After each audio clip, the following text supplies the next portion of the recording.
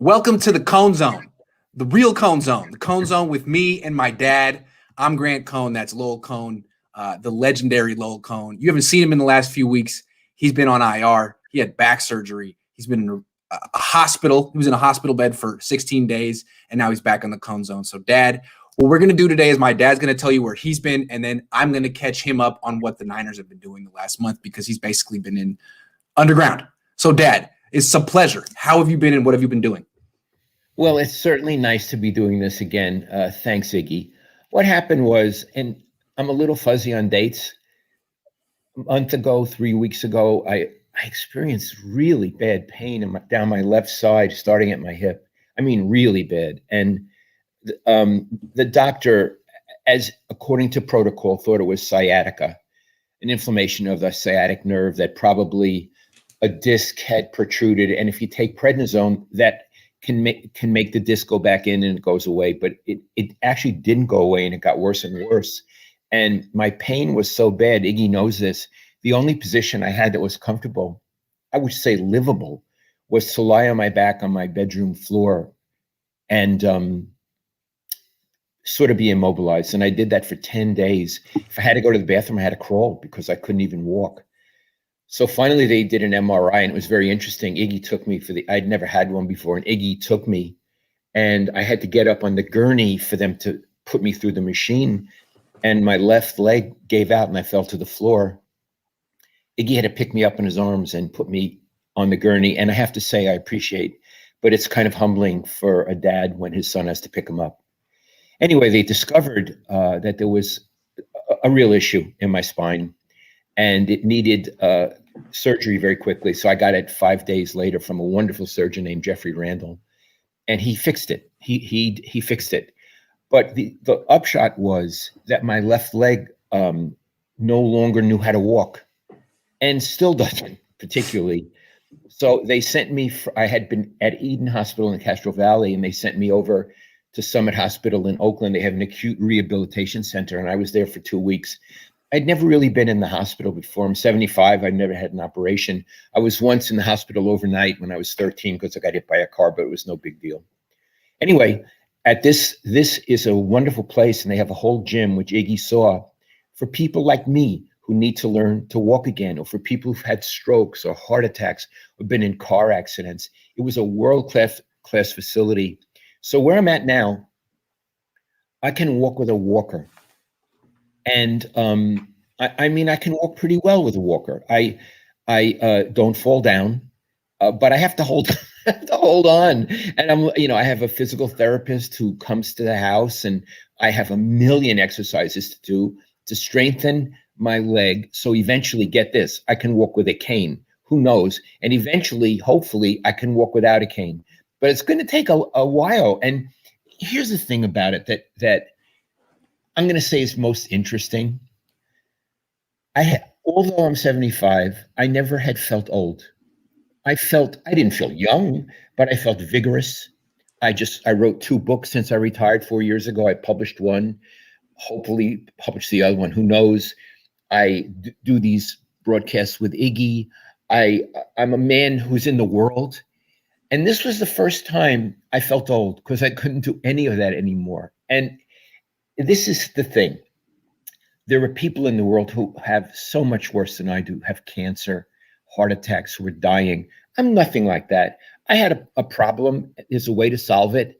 My life was never in danger. So I'm not in a class with people like that, but eventually I will be. Something's waiting for me. Something's waiting for everybody. Uh-huh. And this was the first time I didn't think about, but actually felt an early brush with my mortality. And you also said that you felt more alone in the last month than you ever have felt. Because like the whole world's going on with their lives and you're not. That's right. And even the people who love you and want to help you, you have to go through this yourself. You have to experience the pain on your own, and you have to come back on your own. And I have a loving sons and a loving wife, but you feel alone. You do. Mm-hmm. And in the hospital, you can't have guests because of COVID. So I was alone all the time.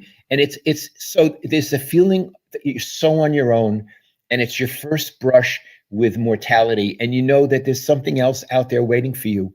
And my last word is it sent a shiver down my spine. Sure, but you definitely dodged a bullet. It was a bullet, but you dodged it. Okay, you used bullet. For me, I used the boxing metaphor. I got knocked out. I went down for the count. Yeah. They had to give me smelling salts. Yeah. You know? Yes. They did. But you know what? I'll fight another fight, and I'll gladly do it. Absolutely. And one of the ways it's weird that you like gauge someone's absence or presence in 2021 is social media. And it was so weird to go through every day and see you not tweeting and see that the last time that you tweeted was like February 7th. It was like, he's like social media dead. It's really weird. And like, you have no idea what's been going on in Niner world. So I feel like I gotta catch you up. And I want to know your reaction to all the great things that have happened the last month. Right. Because I know nothing. It's been one of the more interesting off seasons. So I put together a timeline, and let's go through it chronologically. That way you can react. You won't hear something. You react as we learned it in the same order. Okay. Okay. So let's start with the 12th of February. 12th of February, Deshaun Watson informs the Houston Texans that there's nothing they can do. He would like a trade, and he lists the 49ers as one of 4 teams that he would be interested in playing for. And that got February started. Niner fans were upset that they lost out on Matthew Stafford, but then this happens and they realize, well, maybe the Niners are being patient and holding out for really the best quarterback on the market. I don't know if you've been following much of Deshaun Watson. He's been steadfast that he wants off the team. He's been basically respectful and polite and professional about it, but he's demanding a trade, and he's interested in the 49ers. So what do you think of that? Well, I mean, if the 49ers could afford him, I think he's terrific. He's really good. He's really good. Although I want to tell you something. Yeah. I'm an old guy and I'm old school. Yes. And I'm not used to quarterbacks demanding trades. Yes. And from what I understand, he also was angry that he didn't have input into who the coach is and who the general manager is. Yes. Now, I understand that the owner is a schmuck and granted him those privileges. I feel he never should have. I don't think you see this in the NBA all the time. So I'm aware of it, but I don't think you see it in football. And I don't like when the players run the team. Yeah. I think there should. I'm in my heart. I'm sort of conservative, and I like when things are orderly. That the owners run the team, the general managers run the team, and the players do the playing. That's a world I understand, and I understand many people disagree with me, and I'm not fighting. But so I have a problem with him. Is he going to come to the Niners and make more? I don't care what he does where he is, but is he going to come to the Niners and all of a sudden want to run that team? I think you'd have to assume that he would want to do it because here's the thing. It's his fault, but it's also the team's fault. When you start paying quarterbacks like Stephen Curry money, well, then you're going to have to give him Stephen Curry power. And Stephen Curry, the Warriors would give him the courtesy of running things by him, and he's a very mature adult who they would probably want his input. He's a He's 33. I mean, Deshaun Watson's 25. But still, they're going to pay him $40 million a year. You got to run things by him. He's given him the money. He gets the power. And that's why I'm against paying quarterbacks that much money. That being said, Deshaun Watson's great. And what I was thinking while you've been gone, I've been thinking of the ideal trade package the Niners should offer. So tell me what you think. If I were the Niners, I would offer Nick Bosa, the number 1 pick next year, and a 2023 conditional pick that could become a first rounder if Deshaun Watson takes the Niners to the Super Bowl. What do you think of that? 3 for 1. Sounds good to me. I have one question. Yes. First of all, it sounds good to me. Yes. Is it enough to get him? That's one question. And also, why Bosa? Yeah, don't know if it's enough to get him, but I wouldn't give up any more. There's been some proposed trades from Peter King, like 7 assets for 1. I don't think you can do that in football. I think you want to give up as few assets as possible because there's so many players on the team. Bosa, because 1, I think he's their most valuable asset. People really think he's special, and he was the number 2 pick. Also, I don't trust that he's going to be durable and healthy for his career. I'm with you. I'm betting against it. Yeah. So I want to trade him before that becomes accepted reality. People still think that he's going to come back. So that's why I see it. So anyway, Watson's that's the backdrop of the entire Niners offseason. Are they waiting around for a shot at Watson? And they could be, because this deal can't happen until really after June 1. There's going to be a whole nother cycle of movement and trades and signings after June 1. So it's on hold for now. May I ask you a question? Yes. You're closer to this, and I just came from the underground for a month. Yes. How likely is this to happen? Oh, man. I mean, 25%. Right now, the Houston Texans are saying we're not going to trade him no matter what. I don't. So like they might make him hold out. They might cost him a lot of money before they do something. Well, they might test to see how much resolve he has. So we'll see. So it seems like a big game of chicken. Yeah, they're in a bad position, that team. Really bad. They're in a very bad position. And I don't know much about them, but I would have to say they got themselves in that position. Right. They handed over the contract to the guy knowing the ramifications. You gave him a lot of money, and now you're trying to win a power struggle with him. So what do you think? Do you think they'll win, or do you think they'll capitulate and just trade him? Because who wins this power struggle, Dan? Okay. I don't know how it works, but I think Deshaun Watson won't be with them next season. Yeah. I don't know where he'll be. I have another question about him. Yeah. Let's say he's the Niners' starting quarterback. Yeah. Are they a playoff team? Yeah. I would say so. Are they a Super Bowl participant team? Not necessarily, because they still have a terrible offensive line, and look what happened to the Chiefs. They have to go through the Bucs. The Niners have to go through the Bucs, and the Bucs have Tom Brady and a terrific offensive line and a terrific defense and a great. But I don't know. They'd be in the conversation. They'd be much closer. But they're not just one Deshaun Watson away from winning it all. There's other teams with great quarterbacks that have more complete teams. Another question. You're much more familiar with Deshaun Watson than I am. Tell me 3 things you admire about his play. Oh, he's tremendously poised and confident. It's like the game's moving in slow motion for him. He just tries things and pulls things off that other guys wouldn't even dare to do. He throws the ball down the field. He can. He's one of the most athletic quarterbacks in the league. He's experienced. He's had torn ACLs like Jimmy Garoppolo and actually returned. He's a supreme athlete, and he's a hell of a quarterback. Now, despite all of that, he went 4-12 last year. So that's not a knock on him. It just shows you got to put a team around him. You got to put a team around any quarterback. And the Niners still have other issues. They have no secondary. All of their cornerbacks are free agents. So they would have more work to do. Okay. All right. Let's move. So on. that's the big news. And you say news, that's the big discussion. It really hasn't been a lot of news. There's been rumors, and anytime a quarterback is out there, he gets linked to the Niners because everyone knows the Niners are looking for a quarterback. So that's the start of it. But then a week later, the Colts actually pulled off a trade for Carson Wentz. They traded a second. I didn't know that. I haven't seen yes. This. The Eagles. He's a Colt. The Eagles were in a similar situation as the Niners. The Niners don't want Jimmy. The Eagles don't want Carson Wentz. Both of those guys have had some success. Both of those guys have torn their ACLs. Eagles traded him. They got a 3rd-round pick next year, a 3rd-round pick this year, and a 2nd-round pick in 2022 that can become a 1st-round pick if Carson Wentz plays more than 75% of his snaps. So what do you think of the Colts being aggressive and getting him? And what do you think of the Niners saying, you know what, we don't want him at that price? What's what you just named? At that price, yeah. Okay, let me say this. I like Carson Wentz. Now, he got hurt. He may not be as good as he was before he got hurt. Yes. I admire the Colts for being daring and for going out and getting a guy and saying, things didn't work out for him ultimately in Philly, where they had a very bad coach, yes. Iggy. Yes. We've seen his tape. Obviously, they didn't just not. Let's give him a chance. I like it. Yeah. Now, what do I think about the Niners passing on him? It makes you think. I don't think Kyle Shanahan does many things well. I don't know who makes the trades there, him or John Lynch. I don't know how it works. But Kyle Shanahan has a history of passing on good quarterbacks. Yes. Like the 2 Super Bowl quarterbacks. Both of them. Tom Brady and Mahomes. He passed on those. So that doesn't give you an A+ on the exam.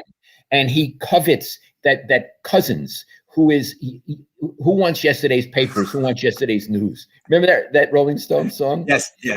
Nobody in the world. That's Cousins. Yeah. So I would hope that there was some serious discussions about Carson Wentz, because let me just say this. I could be wrong. I think at this moment, Carson Wentz is a better quarterback than Jimmy Garoppolo. I agree. And if they passed on Carson Wentz to just bring back Jimmy Garoppolo next year, what a shame, because he would qualify as an upgrade. No question. I think unless, you and I are loony. And by the way, folks, I think I'm partial loony. I was on a lot of drugs and stuff. I may be partial loony right now. I don't know. I may talk language, but I think I think he would have been an upgrade over Jimmy. And unless they feel they have the inside track on Deshaun Watson, it's just another time where Kyle I don't know what he thinks about. He thinks about wide receivers. He thinks about playing, quarterback himself. You think this? Yeah. I mean, dude, Bill Walsh was so aggressive at getting Steve Young, and he had Joe Montana on the team.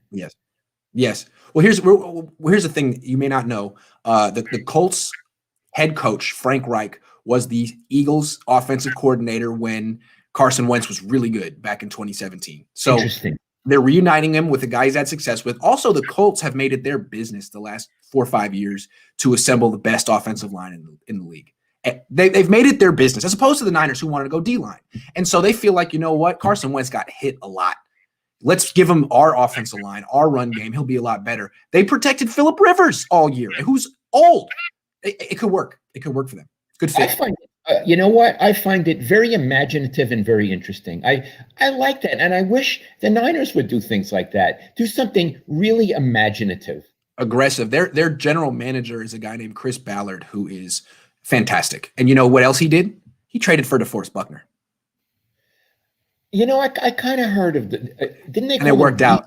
Defo. Yeah, he was an all-pro this year. He finally got the all-pro. And Iggy, he's a really good teammate. Yeah, and a leader. Oh, he is everything. Yeah. Okay. So let's move on. There's more. So anyway, that was the 18th. So Watson's out there.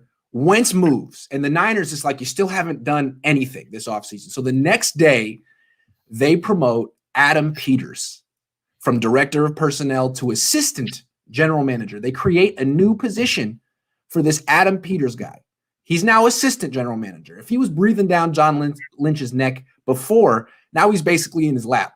And the thing about Peters is he interviewed around the league for vacant GM jobs. He interviewed in Carolina. I think he interviewed in maybe Denver as well and didn't get the job. So the Niners kept him and promoted him. What do you think of that? I think John Lynch better look over his shoulder. Yeah. I mean, look, again, Iggy, I'm not there anymore. I don't talk to John Lynch, although I knew him as a young man and really liked him and admired him. I don't feel gut feeling that he is on solid ground there. I.e., he only got a 2-year extension and the other guy got a 3. Plus, they never announced it, Iggy. I mean, you give an extension to your general manager and don't have a press release. And they had a press release for Adam Peters. They had a press release? Oh, I swear, yes, they do. They did have a press release for Adam Peters. No press release for John Lynch. The extension they gave John Lynch begrudgingly. Oh, so Iggy, there are cracks in that foundation. Now, absolutely. Having said that, I am not John Lynch's agent, so I need to ask a further question. Is Adam Peters good at what he does? Who the hell knows? That is the $1 million question. And East Bay Chris has a long running gag on Twitter. Like all the bad things that the Niners have done are John Lynch's fault, and all the good things the Niners have done go to Adam Peters. Like Solomon Thomas, that was clearly a John Lynch pick, but George Kittle must have been an Adam Peters pick because everyone likes Adam Peters for no reason. But the funny thing is, he interviewed for the GM job at Carolina. I'm sure Carolina in the interview asked, so who in that brain trust, was it you that wanted Solomon Thomas? Was it you who didn't want Patrick Mahomes? Was it you who want Reuben Foster? I mean, there's so many. And he'd have to be honest. And whatever he said, it didn't get him the job.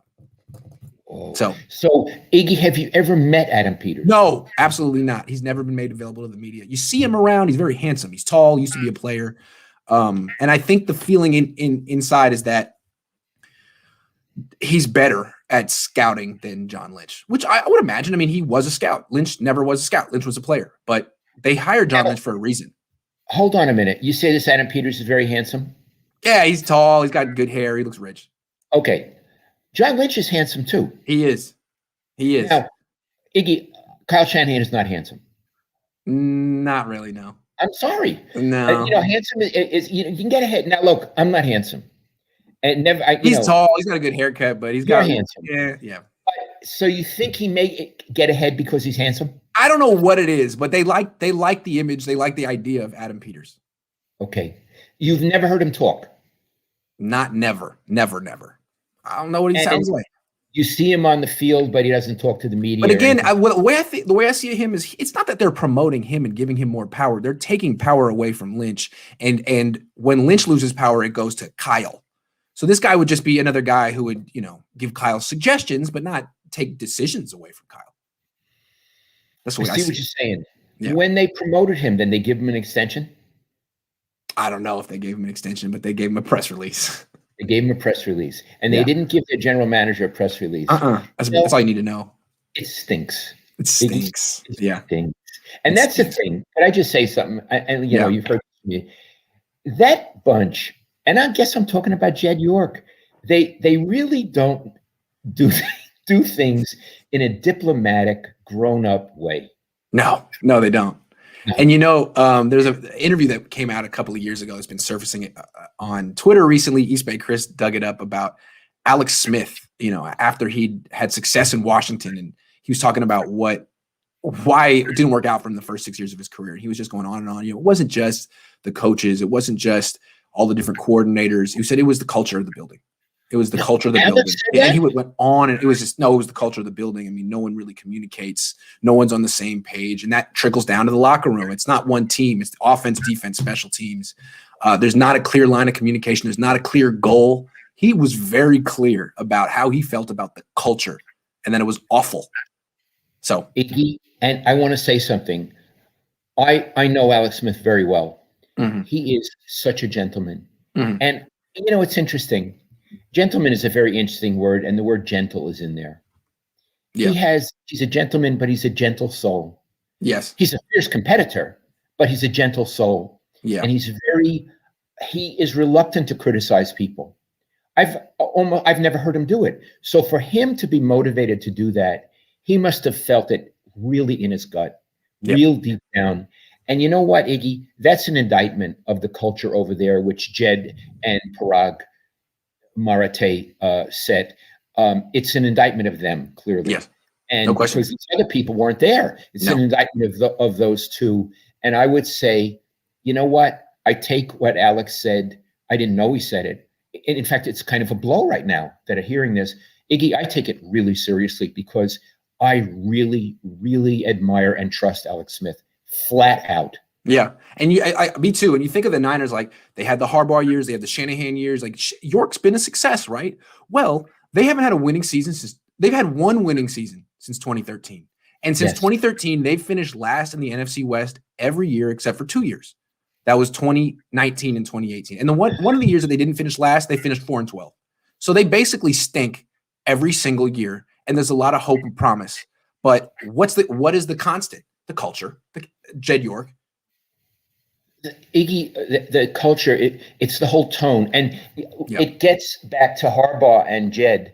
Harbaugh, it can be very difficult and very strong-willed and strong-headed.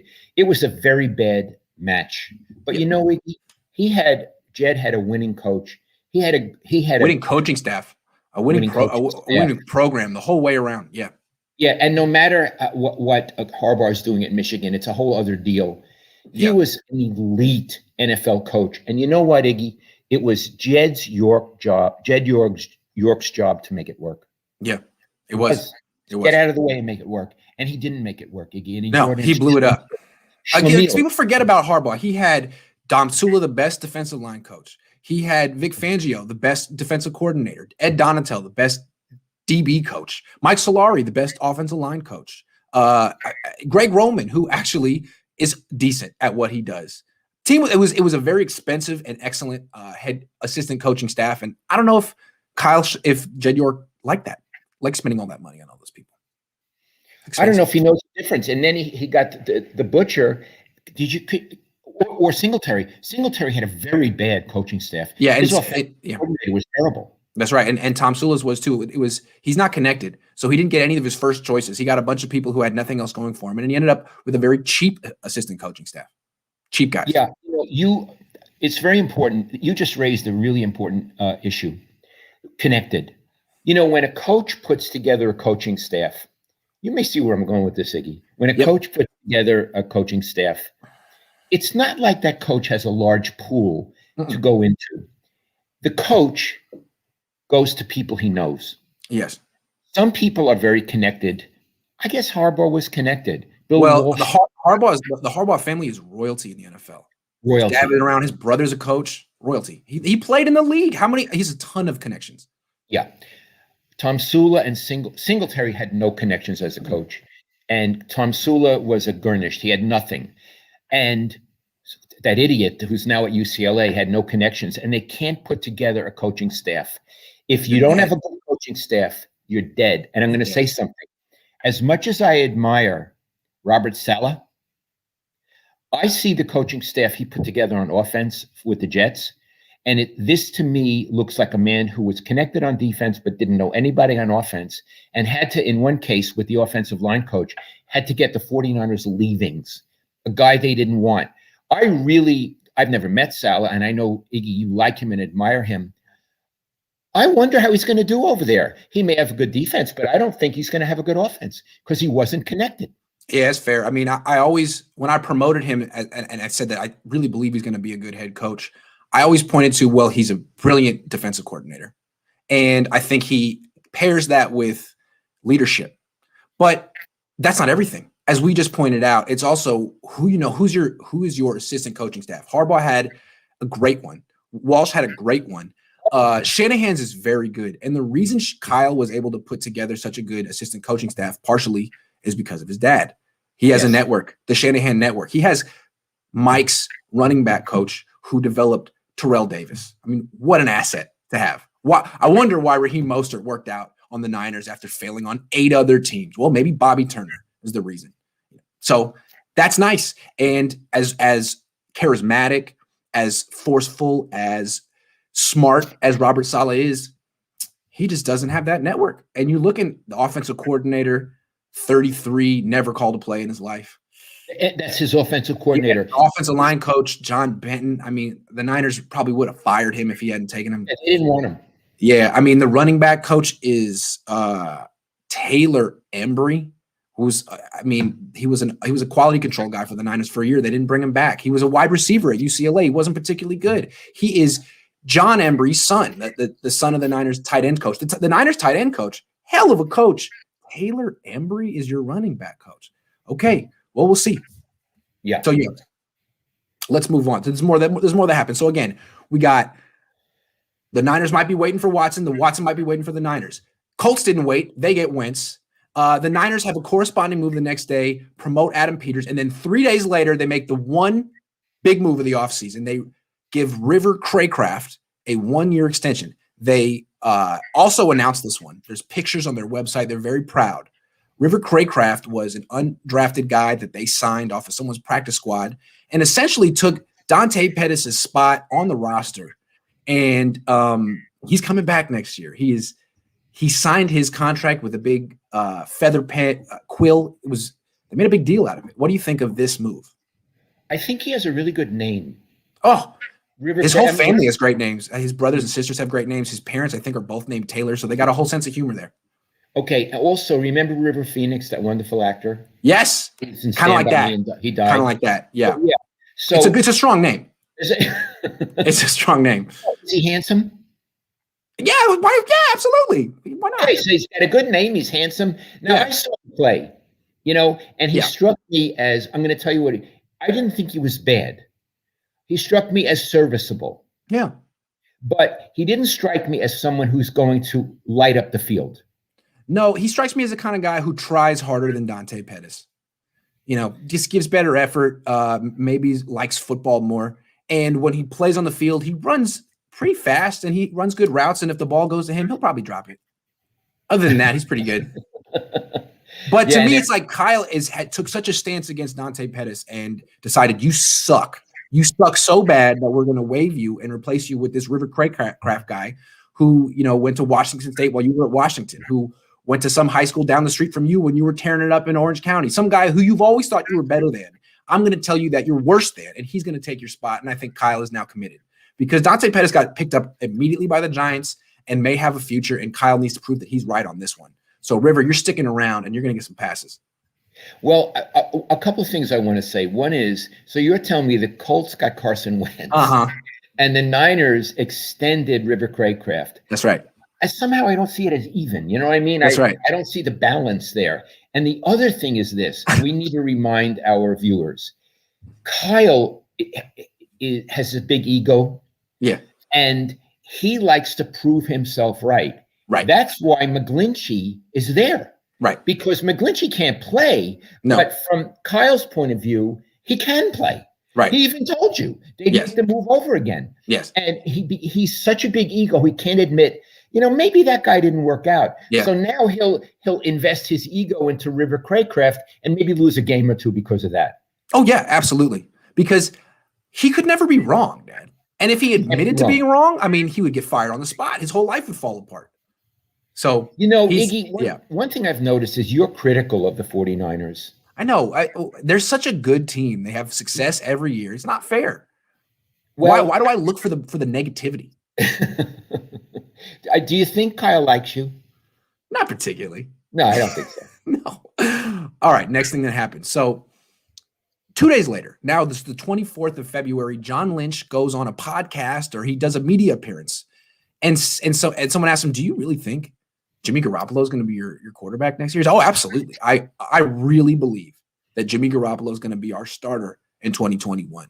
That is really the only news. There's been a lot of rumors going around. The Niners have been connected to stuff, but every time there's a quarterback that comes out, he's interested in the Niners, or people connect them to the Niners, and Lynch comes out and says, no way.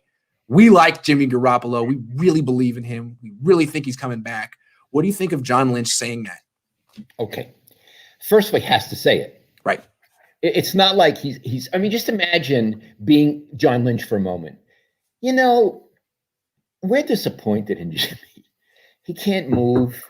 He can't really throw outside the numbers. He can't defend himself anymore. He didn't really fight to come back at the end of the year when a lot of other players did. Come back. The tight end fought to come back. Pay him a lot of money, and he seems pretty content to take notes and watch. Yeah. So he can't say that. He may think it, but he can't. I imagine he does think it, but he can't say it. So what I would say, whatever he said to whatever media he said it to, I would like, if I was taking notes, I just put a big X across it, because I think it's a lot of hooey. Yeah. But here's the funny thing. Jimmy Garoppolo may very well be their quarterback next season. And that might be part of the reason why he said it. It's like, look, there's a real possibility that he will come back. So I'll just say it. And if he does, I was right. And if he doesn't, everyone will be happy that I was wrong, because no one wants Jimmy Garoppolo to come back, really. Hey, Iggy. Yeah. If Jimmy Garoppolo comes back, is he an asset? No. I'm not that connected around the league, but from the few connections I do have, teams are just expecting the Niners to cut him. It sounds like he's like, we're not going to cut him. We're not going to cut him, because they want to create a trade market. But everyone's like, sure. We're not going to trade for Jimmy Garoppolo for all the reasons that you don't want him. If you don't want him, why do I want him? You've told the whole world he's not this, he's not that, he's not worth the deal, he's not worth an extension. So we agree with you. You guys are very astute in your evaluation, right? So we're just going to wait for you to cut him, because you're probably going to draft a quarterback, and then you're going to have no use for Jimmy Garoppolo. So I think people are just being patient, and John Lynch is trying to do something, create a market. Iggy, when I was doing Twitter, and I'm starting again, but I was off for about a month, and I would write about Jimmy Garoppolo, there are a lot of our viewers who I love and respect who still like Jimmy Garoppolo because of his very dramatic entrance into the 49ers. So I have a question for you. Yes. Is he that quarterback now? No. Yeah, I was looking at it yesterday. I was looking at some advanced stats, which I thought really showed the difference between pre-ACL surgery Jimmy and post-ACL surgery Jimmy. Pre-ACL surgery Jimmy wasn't like a deep passer, but if you remember, he had a pretty strong arm and would throw those intermediate passes, 10, 15, 17, 18 yards on a line over the middle. And the stat was the average depth of target. how deep, how much past the line of scrimmage is your average throw? And when he came to the Niners in 2017, it was 9 yards downfield, which is over a full season would be among the league leaders. I mean, Patrick Mahomes is usually at 8. Same with Kirk Cousins. Since the ACL injury, Jimmy Garoppolo has been down around 6. So it just showed like Kyle's like, well, we can't go deep anymore. We can't do this. And he's created this whole offense that takes into account his inability to move and throw downfield. And I think the whole league has figured out like, okay.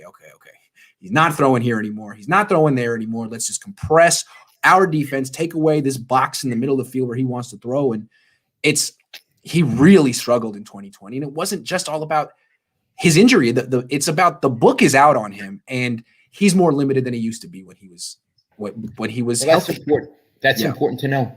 Yes. And if you know it, Kyle knows it. The only thing that can save his career really is for him to regain the athletic ability he had when he was 26, 27, and hadn't torn his ACL. Now, Watson did that. Watson tore his ACL when he was like 23 and came back and made a full recovery. Jimmy hasn't, and maybe Jimmy just isn't the athlete Deshaun Watson is. I mean, it clearly isn't.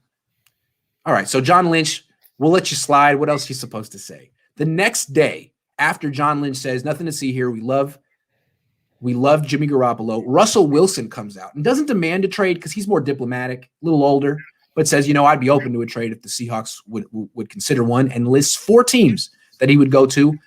The Niners are not one of those teams. You know who is one of those teams? The Raiders. And you know why? Because the Raiders are another one of those teams that has prioritized building their offensive line, not their defensive line. The Seahawks are about their defensive line as well. And Russell Wilson's issue is he gets hit a lot. Some of it's his fault because he holds the ball a lot, but the Seahawks can't protect him.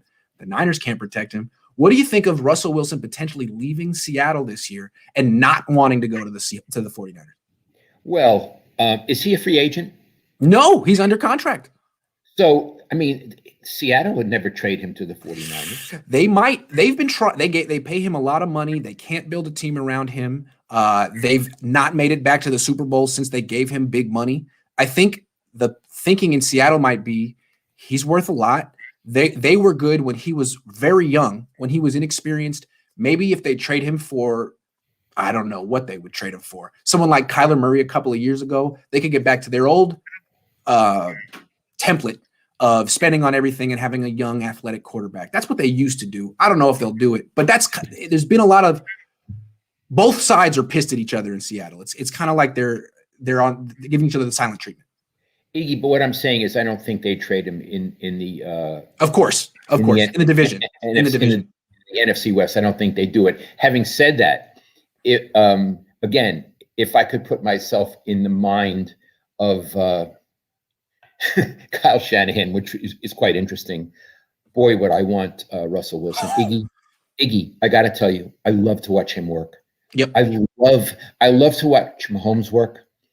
I love to watch Big Ben work, and he's different. I love to watch him work, but I'd say more than anyone, Wilson. I love to watch him work. What do you like? What do you like about watching Russell? We've watched him live a lot. Okay. First of all, if the play works, let's say the play works. Iggy, he has a great arm. Yeah. He reads the field beautifully. Mm-hmm. I mean, he's really a good quarterback. Yeah. But a lot of times up there, the play didn't work. All of a sudden, it's the second play. And the second play is, oh, my God, Russell, save us, right? Yes. And he goes scampering around, and all of a sudden, he throws either long or he sees somebody. It's uncanny. It's like your dream when you played in the schoolyard, that he's a schoolyard dream, and you're him. Yes, exactly. Somehow, yes. And it kind of like Stephen Curry has the same effect in basketball, right? He's the schoolyard dream. Every shot you throw up goes in, and you're him. Yeah.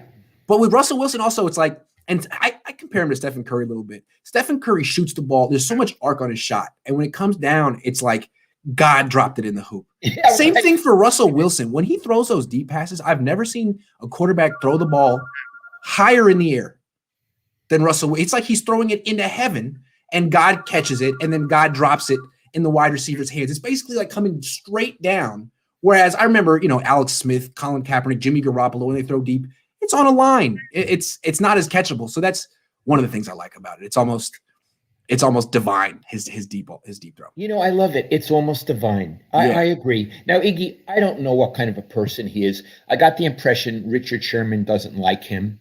I don't know that he might be a little strange. He might be a little strange, but we don't know him as a person. We're just talking about watching his performance. And there's one more thing about him that I love. Often he doesn't beat you right away. Often Seattle kind of messes around and they run the ball and their offense is like stuck in second gear. And then they're down maybe 13 points in the fourth quarter. And you're like, I already know how this game's going to end. I've seen this so many times. He's one of the most clutch, poised quarterbacks I've ever seen. I don't even think Steve Young had that type of calmness. Or I don't remember it. He was agitated. Frenetic, yeah. Yeah. It's Joe Montana-esque. It's wonderful. Yes. Yeah. So that's all I got to say about him. Well, here's a silly question. If, and it'll never happen, the Niners could get Russell Wilson, would they pull the trigger? They should. He's a better quarterback than Deshaun Watson. Would they? I mean, no, I don't think they would. I don't think they would. Cousins is still out there. I really think he's not Kyle Shanahan's kind of quarterback.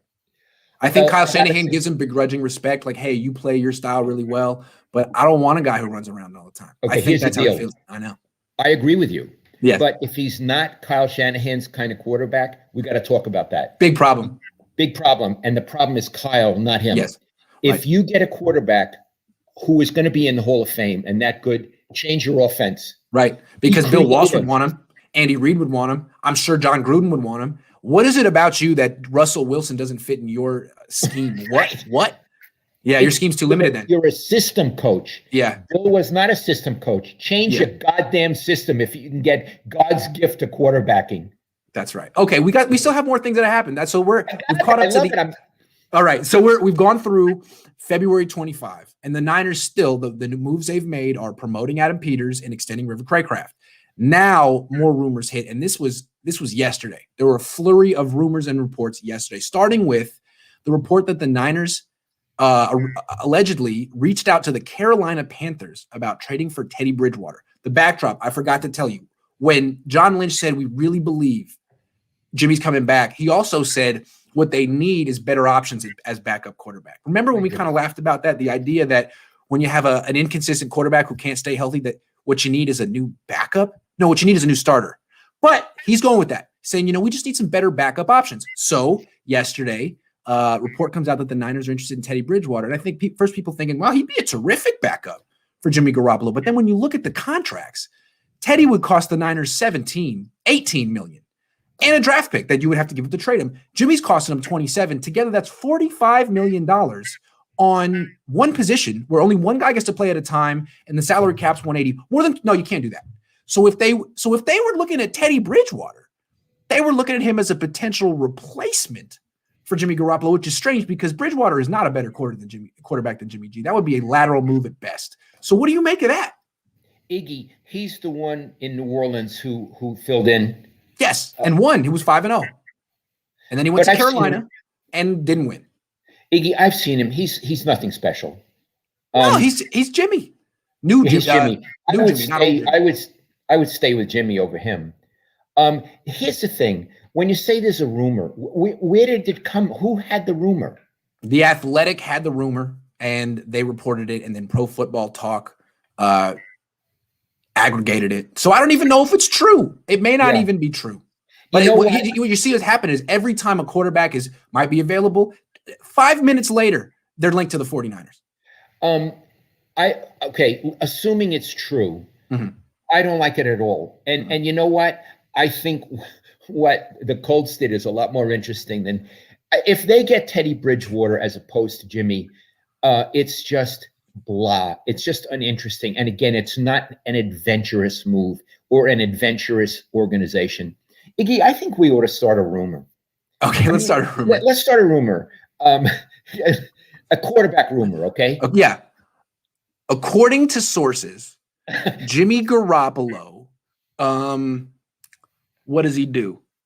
He doesn't wash his hands after he goes to the bathroom. No, I don't want that. I don't want that. There was once a Seinfeld episode about that. Oh, really? Yeah, there was. Yeah. He was at a restaurant and he was in the bathroom with the chef and he didn't wash his hands and he didn't want to eat the food. I didn't blame him. Yeah. No. Let's put a quarterback on the 49ers. Okay. Let's put a quarterback on the 49ers. All right. Let's say Derek Carr going to the 49ers. Oh, I love it. Yeah. So listen, according to sources, and my source is Iggy, and Iggy's source is me. Yes. We just got a divine inspiration from God. Yes. Derek Carr has had it with John Gruden, because John Gruden is tough, and he criticizes him, and he says, you're my creation, and he says, I want to out of here. Yeah. And they talk to John Lynch. Words were exchanged, according to sources. Words were exchanged. Tempers flared. Words were exchanged. There was a fracas. It was a fracas. And listen, Derek Carr is a better quarterback than Jimmy Garoppolo. Oh, there's no question. There's no question. Okay. So you heard it first here on the Cohn Zone. Yes. There's a good possibility that if the 49ers can't get Teddy Bridgewater or Johnny Unitas, who's dead, if they can't, that expect Derek Carr. Yeah, and Derek Carr has listed the 49ers as one of 18 teams that he would consider moving to if he had to. So you heard it here first, guys. Breaking news on the Cohn Zone. All right, we got 3 more things to go through. So as the Niners are kicking the tires on Teddy Bridgewater and grooving on the future of River Cracraft and Adam Peters, the Arizona Cardinals go out and sign J.J. Watt. Now, J.J. Watt didn't really play much, didn't play well last year, didn't play much the year before that. The year before that, 2018, he had 16 sacks. He's a future Hall of Famer. He's 32 years old, and he's going to be paired now with Chandler Jones, another future Hall of Famer. They're going to have one hell of an edge rush tandem. And think about Watt. He plays on the left side of the defense most of the time. That means he's going to be going up against Mike McGlinchey, who's a hell of a player in his own right. So what do you think about what this means for the 49ers now that the Cardinals have made a real power move? So this guy can really handle McGlinchey, even though Kyle would make that move again to take McGlinchey. Of course. Well, everyone can handle McGlinchey. I find it adventurous. I find it adventurous and imaginative. And I wonder, what are the 49ers hibernating? They got River Cracraft. Oh, I see what you're saying. Yeah. Yeah, what do you mean? I got Adam Peters. So, yeah, JJ Watt, the Cardinals were 8-8 last year. They have this kind of verschnooking a coach, but they have a good roster. The offense ranks 6th out of 32 teams. The defense ranked 13th out of 32 teams. Now they add J.J. Watt.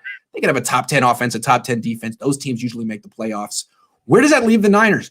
The Seahawks haven't fallen out. If they trade Russell Wilson, then they could be an awful team, but they haven't done that yet. The Rams just upgraded big time on offense with Matthew Stafford. The Cardinals upgraded big time on defense with J.J. Watt, and the Niners have River Cracraft. So do you think they're a last-place team right now, or they're going to make their move coming up, right? Well, I can't say what they're going to do.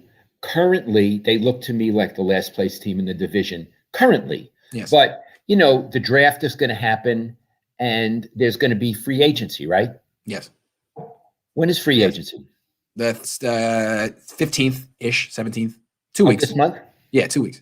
So, the things are to be determined. I'm not going to be critical and negative. They haven't done anything so far, but they may do something. I mean, they spend their time in that building every day. They must talk about stuff. They're not ordering out pizza all the time. You know what I mean? So I'm going to say I'm at least open-minded, but other teams have certainly been more adventurous and bold so far. Sean says, Lowell, I have been praying for you. So happy to see you so vibrant and off the floor. Shalom. Right. Who else can we get as a quarterback? Breaking news, according to Super Chat sources, Kyle is going to be the quarterback this year. Okay, that is a good segue into our final topic. Thank you, Sean. Our final topic. So yesterday there was a flurry of news, starting with Bridgewater and then J.J. Watt, and then this is the final thing. Alex Smith is going to be released by Washington. They're going to let him go, and he wants to keep playing. A lot of people figured, man, what a great reunion that would be if he would come back to the 49ers. He could be a bridge quarterback. He could be a mentor for whatever guy they draft in round 1 or round 2, and he probably wouldn't be that expensive, and he's a leader, and he could help the locker room, and gee, what a great – his wife is from out here. What do you think of potentially bringing Alex Smith back to either as a backup for Jimmy Garoppolo or to just straight up replace Jimmy Garoppolo and be a bridge to a young guy? Boy, I didn't know about that. That's really interesting. Iggy, I don't like Alex as a starter. Right. He has injury issues too. He has, oh boy, does he. And Yeah. he couldn't really finish out the last season. He got hurt. Now, when he plays, he wins, which is tremendous. It's remarkable. He's had that trend for a decade now, but he couldn't finish out the season because his repaired leg kind of gave out on him. Yes. As a backup quarterback, I think it would be brilliant. Yes. As the number 2 guy, I think it would be brilliant. And I think he doesn't seem to have the kind of ego where he would have to demand to be a starter. I could be wrong. Yes. I think it would be a wonderful story. And since I do believe if they have Jimmy, he's going to get hurt again, Alex is a starting quarterback in waiting. True. So to me, what do you think? How would you do it if there were no salary cap? I would love it. It would be perfect. The problem is the Niners are spending $27 million on Jimmy. If they spend $5-10 million on Alex Smith, now you're spending $32-37 million on quarterbacks, and it's a lot. I mean, historically, you can't compete spending all that money on that position. It's too much. So I think it's either or. If they bring in Alex Smith, then have him be the mentor for some rookie that you want to start right away. I don't think they can financially support it, both of them. Okay, let me ask you this. Yeah. Who would you prefer as a starting quarterback in real time coming up for next season, Jimmy or Alex? Alex Smith. Because sure, he has injury issues, but so does Jimmy. And anything you want to say about Alex Smith, he's older. He doesn't move as well as he used to. He moves better than Jimmy. He throws better than Jimmy. He wins as much as Jimmy. In fact, he's been winning more than Jimmy lately, and he's way cheaper than Jimmy. If the choice is spend $27 million a year on Jimmy Garoppolo and hope he stays healthy, or spend $9 million on Alex Smith and hope he stays healthy, I'll go with Alex Smith. Okay. He's a leader. I don't even see any leadership from Jimmy Garoppolo. I don't see it. Maybe he has it, and I don't witness it, but I see it with Alex Smith. Iggy, do you think the Niners would make that move? No, I don't think they would. I think the way they're looking at it is Jimmy Garoppolo is marketable. Some fans like him. They've had success with Jimmy. If they can get a clear upgrade that the entire organization and fan base would be happy with, fine. But they're going to have to let Jimmy Garoppolo fail on his own before they move on from him, which is, I don't know, a reactive stance. I tend to agree with you. I tend to agree with you. I think what I would like to see the 49ers do is make a dramatic move at quarterback, get rid of Jimmy and get somebody. I want to say one other thing. Yep. You keep bringing up he would make $27 million next season. Yep. This is really important because it limits them across 22 players, starting players. It limits them. That's right. And again, that's another schmucky move that Jed York made. He makes many. Why do you pay him that much? Or based on 5 games, why do you pay him that much? What is the hurry? He's always in an adolescent hurry. He was in a hurry to hire Singletary. Why do you do that? Yeah. What's the hurry? In retrospect, they could have franchise tagged Jimmy Garoppolo, and had they done that, he would have torn his ACL. I mean, probably week 3, and then you wouldn't have had to give him all this money. You would have had him much cheaper, or you would have had someone else. And he's hurting his whole team because he doesn't know how to take a deep breath and say, is this the prudent thing to do? Just like he extended his head coach another 3 years. There was no need to do it. This guy hasn't had winning seasons. They had a lot of injuries, of course. What if he doesn't have a winning season again this season? Now he's on the hot seat. He really is. And again, it goes back to Jed. What's the hurry? Yes. Why can't you be more prudent and adult? And why do you think the Patriots traded Jimmy Garoppolo? They knew his contract was coming up. They had to make a big decision financially, and they had no evidence to base it on. So you know what, Niners? Why don't you go give this guy $137.5 million based on 7 starts and see how that works out? Yeah. You do that. Yeah. Yeah. So anyway, last question, and I think it's interesting that it's come to this. Because, you know, the Niners, they've tried so hard to move on from their past. They've given Jimmy Garoppolo all this money. They've talked about how much they like him, but they can't escape this question, Dad. What about Kaepernick? He should be cheap. They still can't escape this question, Dad. Because you know what? Jimmy Garoppolo hasn't proven to be better than this guy. And Kaepernick, I don't know if he still is in shape or whatever, but it's a question the Niners have to face. Okay. I'm extremely against Kaepernick, and it's not because I don't like him. And folks, I really don't like him. And I admire his social stance. I have nothing with that.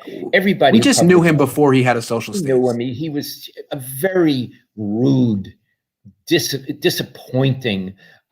Went out of his way to be a jerk. Yeah, maybe he's had an awakening. I don't know him now, but we're talking like 22 to 27 Colin Kaepernick. He was horrible. Oh. But here's why I think. So I'm putting that aside. Yeah. Here's why I think he would not be a good option for the 49ers. First of all, Iggy, how many years has it been that he hasn't played? 4. Well, so when you haven't played for 4 years, you're kind of rusty. Mm-hmm. You really have to make up a lot of territory. Mm-hmm. I don't think he will. I don't think he's disciplined enough to. I don't think he's hungry enough to. I don't think anybody could, let alone him. In addition, Iggy, when I see him, he looks thin. He was that way with Chip Kelly. And Chip Kelly was saying that all season. He was like, look, guys, this is not the same Colin Kaepernick that Jim Harbaugh had. That Colin Kaepernick was 235 pounds of muscle. This guy's about 215. He said that all the time. Yeah, he looks, he never got hit a lot because he could run. Yeah. But still, I think he's a little thin. Yeah. For his body. He's not the Kaepernick you remember. No, and he's 33. And then the third thing, and this is Iggy will know this is important. He will become the center of media attention, not for his play. Yes. He'll become the center of media attention because he's Colin Kaepernick and he took a knee. He has all these political pronouncements. So after games, the media is going to want to talk to him about social and political issues. Now, he may say, I'm a football player. I don't care to talk about that. He won't. I don't think he would. I don't think he would because he would feel it was his duty to do that. And I think it would be a horror show for the team. Yeah. The league has changed. Players, Eric Armstead talks about the stuff when in press conferences. In all leagues, more players talk about it at press conferences, and it's more accepted because of what happened this summer with all those riots and stuff. And that's fair. But again, with Kaepernick, it's not. He's different. He started the movement. He's the most famous, and whether that's right or wrong, he just is always going to be like Muhammad Ali level famous in terms of not just the sports world, but like popular culture. And if he's on the team, you get CNN, Fox, everyone coming, all these non-sports people, and it's like the team becomes quickly Colin Kaepernick and them. And that's, I think, a big reason he hasn't been brought back to the league. He is so famous for not playing football. And the NFL doesn't really like that. They want you to be all in with football. What I would say is if the Niners were going to consider Colin Kaepernick, I would just sign Cam Newton because they always were kind of similar. They're about the same age. Cam Newton's been in the league the last 4 years, and he's never played on a team as good as this team with the Niners. I'd be more into drafting a guy. But if those are the options, if you're seriously considering Colin Kaepernick, Cam Newton's actually in shape and been and trained. He was just with the Patriots last year. Cam Newton's a loser. I wouldn't go near him. And I don't think he has heart. I don't think he has heart, and I think he's a loser, and I don't think he can throw. So that's fair. I ruled him out. Rather have him than Kaepernick, though. Yeah. What I'm saying is I wouldn't take either one of them for different reasons. But I just think, and I'm going to say one other thing about Kaepernick. He would become the focus of the team with his ego. Kyle Shanahan couldn't stand that. No, absolutely. They couldn't get him out of there fast enough.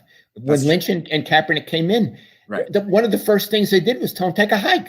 And they said it was because he didn't fit. He said because he didn't fit the offense. That's not why it was. It's not why. No, they would. Of course not. And it wasn't because they 100% disagreed with his political stance. It's this thing. It's that it's Kaepernick's team, Kaepernick's locker room, Kaepernick's agenda. What are we talking about today? Ask Colin. Yeah. Yep. Yeah. So that's probably why he won't come back. Yeah, he won't come back. They wouldn't want him at all. And you know what, Iggy? Again, this is not something I hope for. It's just something that seems reasonable to me. I don't believe Colin Kaepernick will ever play in the NFL again. East Bay Chris says, hey, Lowell, can you give your thoughts on that Stanford story you mentioned yesterday on Twitter? The one about the conservative think tank? Yeah. Yeah. The Hoover Institution is from my point of view, a wonderful institution at Stanford. It's a conservative think tank, and it has some of the most brilliant conservative thinkers in America. Now, for a lot of people, conservative is a dirty word. A lot of people, especially in the Bay Area, are liberal and even left of liberal. What happened was a group of Stanford professors, i.e. ultra liberals, because in academics, everybody is just a liberal now, and you have to have that narrative, said they should essentially get rid of the Hoover Institution, which has, I just want to say, Thomas Sowell, he's a black man, he's 90. He's probably the most brilliant thinker in America right now. I love him. I love what he writes. Even if I don't agree with him, I love him. He's there, and Victor Davis Hanson is there. These are thinkers. These are deep, important people. Well, these schlemiels, these liberal professors wanted to get rid of Victor Davis Hanson and a few others, and eventually get rid of the Hoover Institution because they had reasons. Essentially because they had a different narrative. They look at the world and politics a different way. And so they're problematic, right?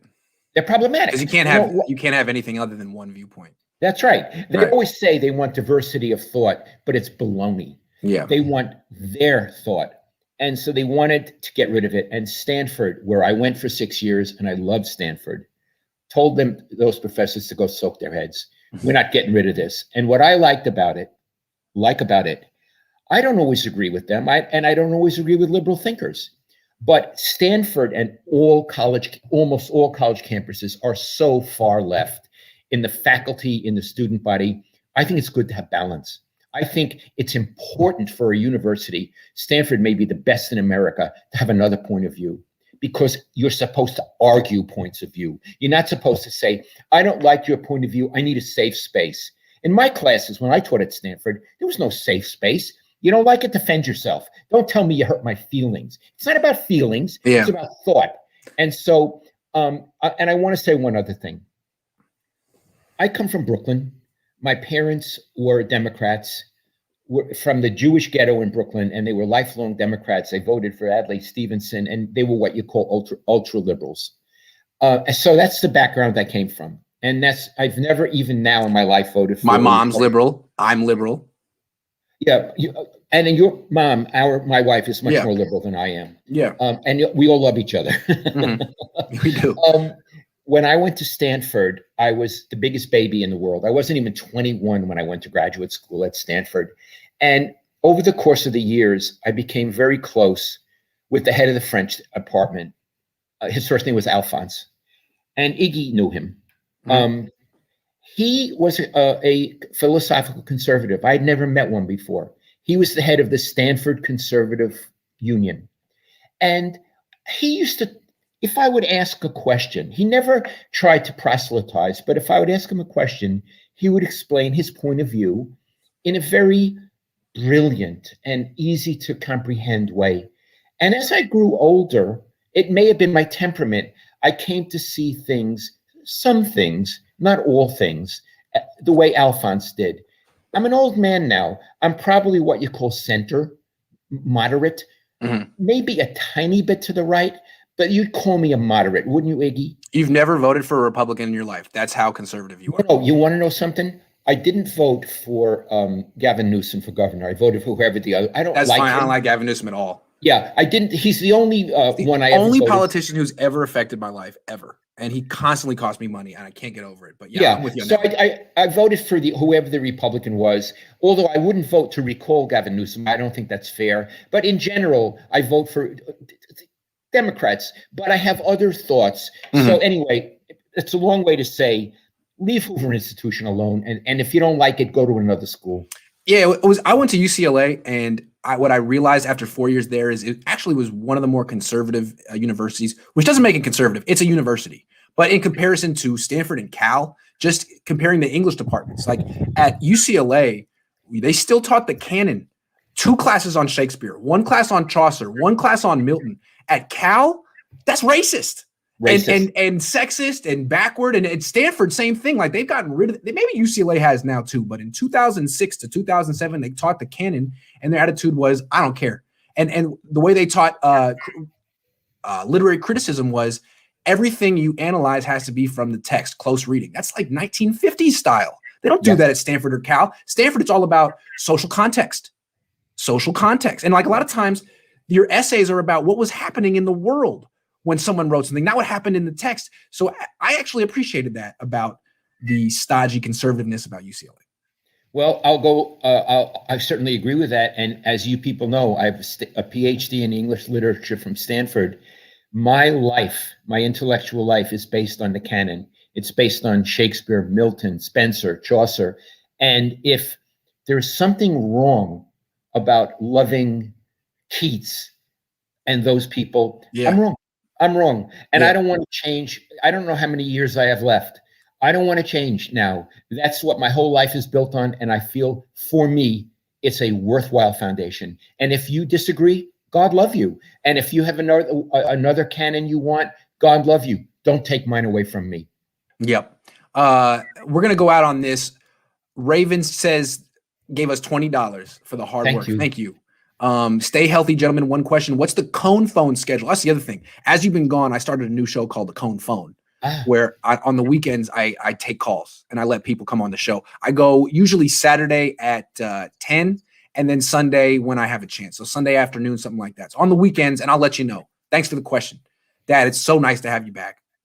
I've been looking forward to this. I can't believe it took this long. Iggy, this was a real pleasure. I love you. Thank you. Love you too. And thank everybody. Thanks for listening to us today. Yeah. And we'll be back next week. Same time, same place. See you then.